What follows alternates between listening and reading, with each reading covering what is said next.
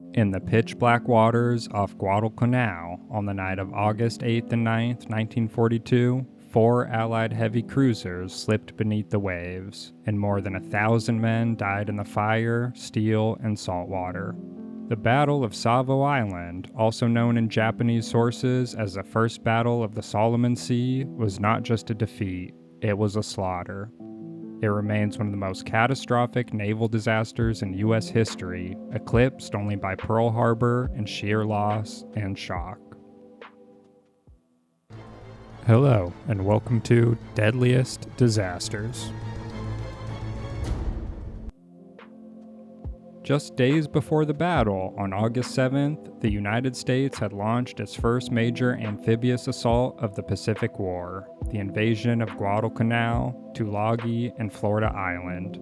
Codenamed Operation Watchtower, the goal was simple, on paper.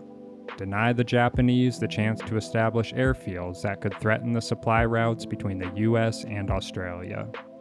But the Allies were green, barely recovered from the trauma of Pearl Harbor, and untested in large-scale amphibious warfare. The Japanese Empire, having rapidly expanded its defensive perimeter, was not about to give up the Solomons without a fight. Though they had been caught off guard by the landings, their response was swift, and it came with precision, darkness, and death. The Allied naval force guarded the approaches to the landing beaches. Under the overall command of British Rear Admiral Victor Crutchley, the force consisted of 5 heavy cruisers: USS Astoria, Quincy, Vincennes, HMAS Canberra, and USS Chicago, along with 2 light cruisers and several destroyers.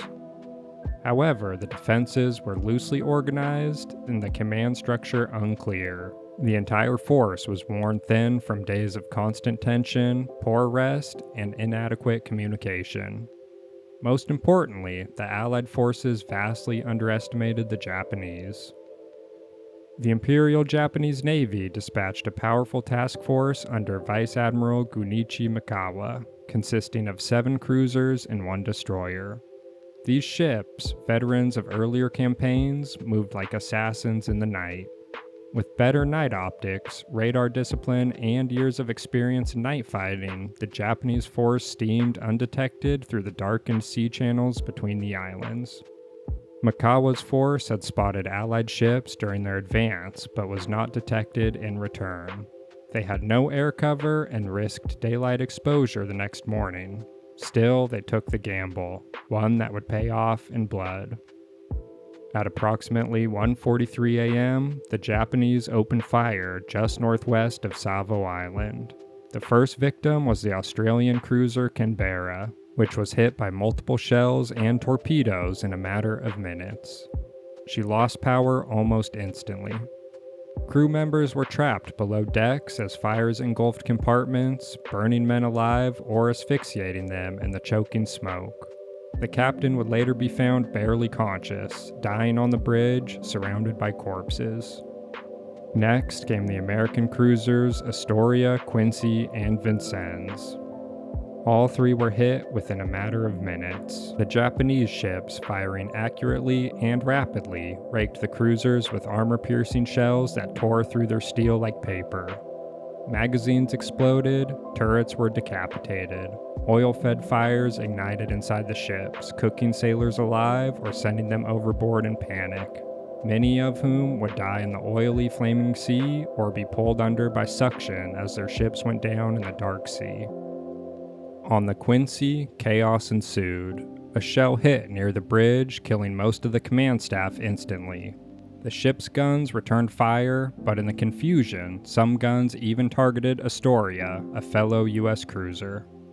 The bridge crew was decimated. The ship listed quickly, and by 2:35 a.m., Quincy had sunk stern first. She had lasted less than an hour. The Vincennes followed shortly thereafter, taking multiple shell hits that severed power and triggered internal fires. She too went down by 2:50 a.m. Astoria, though mortally wounded, clung to life until mid-morning, finally sinking at 12:16 p.m. after futile efforts to save her. In less than 2 hours, the Japanese had achieved one of the most lopsided victories in naval history. 4 heavy cruisers sunk, another heavily damaged, over 1,000 Allied sailors dead, and more than 700 wounded. The horror of Savo Island lies not just in the number of ships lost, but in how the men died. Survivors recalled jumping overboard into waters slick with burning oil, the surface of the sea ablaze. Screams came from the darkness, men burning alive in the water or trapped inside compartments as fire consumed everything around them. Explosions blew off limbs. Some sailors were incinerated before they even understood what had hit them. Others drowned in seconds, pulled under by the suction of the sinking holes or tangled in debris. Rescue efforts were hampered by confusion and the ever-present fear of more Japanese attacks. Shark attacks in the warm Solomon waters likely claimed some survivors who were left too long adrift. Bodies washed ashore for days following the battle. The sea reeked of oil, blood, and rot. The Battle of Savo Island was a disaster born of underestimation, complacency, and miscommunication. Many poor decisions led to this lopsided Japanese victory. There was poor coordination in the United States and Australian command. Rear Admiral Crutchley had left the immediate area hours before the attack to attend a meeting, taking his flagship with him and leaving a gap in leadership. No one informed the other ships of his departure.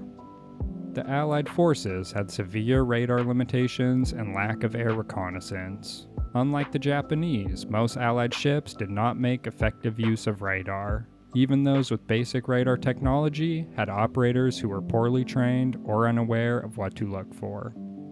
The Allies had not provided sufficient air cover or early warning reconnaissance flights. The Japanese sailed right past a seaplane patrol area without being detected. Plus, the Japanese had far superiority at night. The Japanese Imperial Navy had trained for years in night combat. Their lookouts used binoculars and visual targeting far superior to the green, exhausted Allied sailors trying to identify friend from foe in total darkness. Also, the Japanese had far superior torpedo effectiveness. The Japanese Type 93 Long Lance torpedoes were fast, long-range, and devastating. Allied ships took massive damage before they could even return effective fire. But perhaps most critically, the Allies simply never expected an attack that night. Many crew members were sleeping or at rest stations. The Japanese struck like assassins, fast and deadly. The surprise attack from the Japanese has led Allied Guadalcanal veterans to remember this naval engagement as the Battle of the 5 Sitting Ducks, due to the 5 heavy cruisers being attacked without any warning. Though the Japanese could have pressed on to destroy the vulnerable troop transports anchored near Guadalcanal, they withdrew, fearing daylight air attacks. In retrospect, it was a missed opportunity, but for the Allies, the damage was already done. The defeat had a chilling psychological effect. It shook Allied confidence and exposed dangerous gaps in coordination, intelligence, and nighttime combat readiness.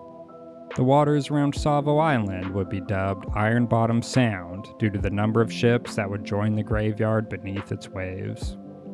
Admirals were reassigned, doctrines were overhauled, and night combat training became a renewed priority, but the lessons came at a terrible cost. Today, the Battle of Savo Island remains one of the darkest nights in U.S. naval history.